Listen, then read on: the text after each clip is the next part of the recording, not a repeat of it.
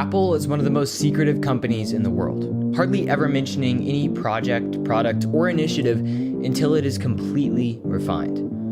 Well, that's how it was. Anyway, it's not just Apple. Secrecy is a huge part of the entire tech industry, not just to make the official announcement more impactful, but to make sure that another brand doesn't beat you to your own idea. Even though companies like Apple manage their teams specifically to ensure that their products don't leak, they still do. Like in 2010, when an engineer at Apple left an iPhone 4 prototype at a bar in California. A stranger found this device and sold it to a tech blog called Gizmodo.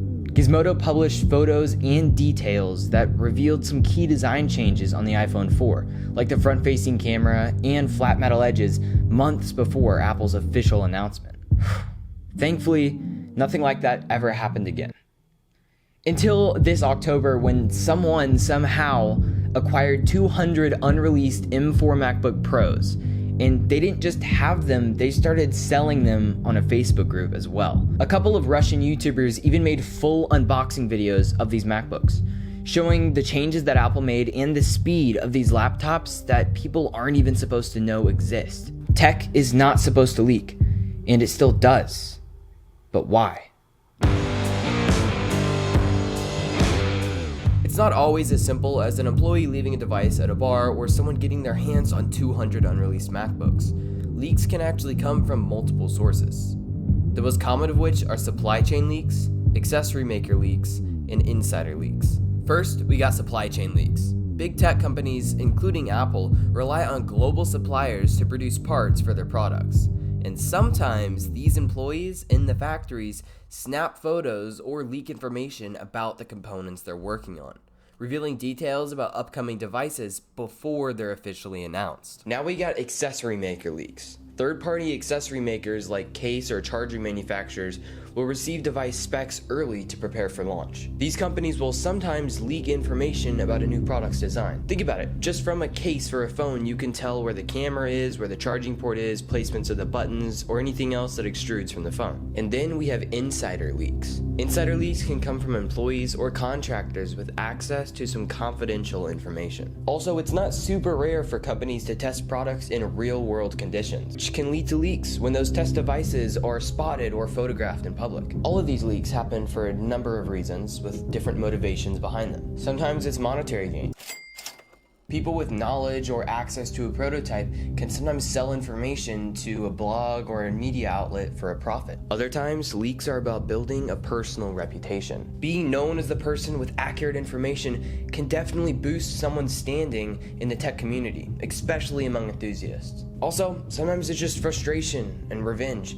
If an employee gets fired for a reason they feel unfair or just mad at the company in general, they might cope by leaking sensitive information of the company, which I guess makes sense. However, for employees or contractors, leaking information is a big risk.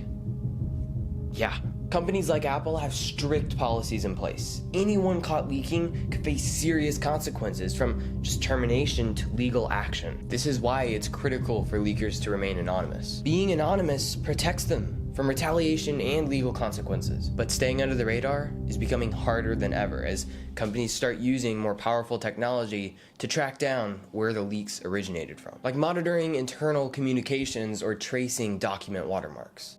An internal presentation for employees about stopping leakers even leaked, which, while ironic, does show that Apple thinks keeping your mouth shut is the right thing to do. And once that leak is out, it's out.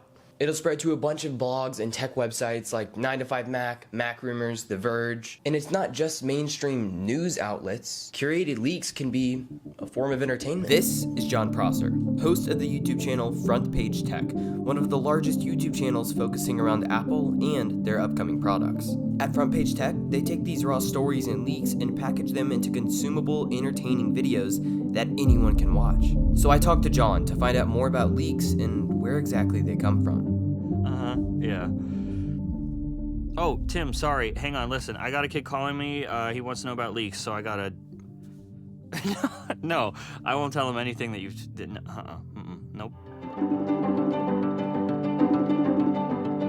Hey Jon, so I wanted to figure out more about tech product leaks and how they happen, and I know you talk a lot about that on your YouTube channel, Front Page Tech. Yeah, quite a bit, unfortunately. One of my main questions that I was confused about is what your actual sources are. Like, how do you find these leaks? Do people come to you, or what are your actual sources? All right, are you ready to die? Because that's like what's required after I answer it. Yeah, for the most part, they come to me. That's just a good side effect of Front Page Tech being known by a couple tens of people at least. A lot of fans that watch the show just so happen to also work at some of the world's largest tech companies. So there's some people that are just out there leaking, that have been leaking for years, and they're just constantly looking for someone new to give the leak to. Some people have never leaked before, and they're fans of the show. Most of the time, it's just they are as excited about this stuff as we are.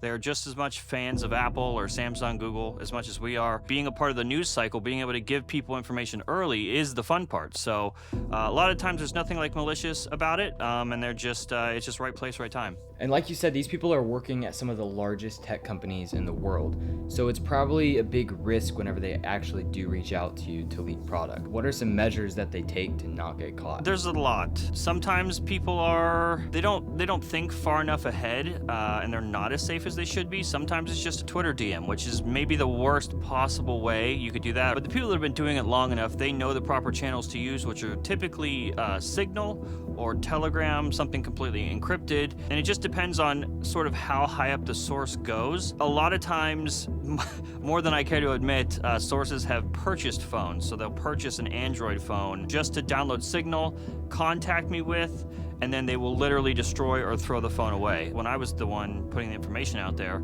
I would tweet single emojis, which to everyone else was like really cryptic and mysterious, but to a specific source was sort of like their bat signal to get in contact with me. Let's say you have a report coming out from Mark Gurman, or from 9to5Mac, or Mac Rumors. Mm-hmm. There are more times than you might expect where it's all coming from the same source. So the same source is sort of taking turns, and he or she is deciding, Mark gets this one, 9to5Mac gets this one, and they just sort of like pick and choose who's gonna get the report, and it's literally coming from the same person in the company. The really, really good higher up sources are strategic on who they're giving information for and which channel they want it to hit first. Wow.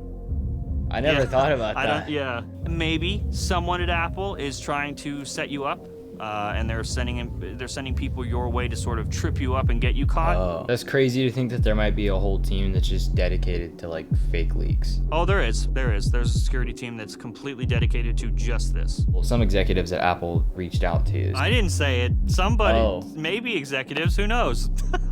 Asher said it, not me. Okay, I guess that question's irrelevant then. Like Jon said, the people working at Apple are just as much fans of Apple as we are. It seems like they leak because they have the opportunity to be a part of something and chase the small adrenaline rush that comes from doing something you're not supposed to. Big tech companies will try to stop the leakers, but when the leakers are the ones running the companies, it's easier said than done. Leaks are a corporate nightmare that their fans love. Alright everyone, thank you so much for watching. If you enjoyed this video, be sure to leave a like or maybe even subscribe. And if you did enjoy this video, then you'll probably like this one. It's just it's another interesting video that you should watch. Alright, toodles.